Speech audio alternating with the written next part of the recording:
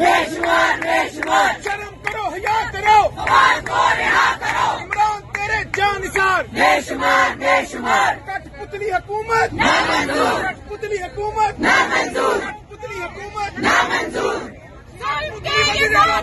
हम नहीं मानते। 2022 बहुत सारे तोहफे भी देखे गया पाकिस्तान की आवाम को। पाकिस्तान की आवाम को एक तोहफा ये दिया कि आवाम को पता चल गया कि पाकिस्तान का मीडिया क्या है। साल 2022 में सबसे ज्यादा देखे जाने वाला चैनल बोल न्यूज रहा नंबर 1। हमने बहुत सारे शोज और ट्रांसमिशंस की। पूरा साल मुसलसल जदोजहद में निकल गया कि ये वोट ऑफ कॉन्फिडेंस के पीछे कौन लोग थे। तोड़े रेटिंग के सभी रिकॉर्ड। सोशल मीडिया पर भी सबसे ज्यादा तेजी से 2.4 बिलियन व्यूज का संगे मील अबूर किया। एंकर्स को भी आवाम में सबसे ज्यादा मकबूलियत मिली और सोशल मीडिया पर भी बोल रहा सब पर भारी। सब्सक्राइब करें और बेल दबाएं ताकि कोई खबर रह न जाए।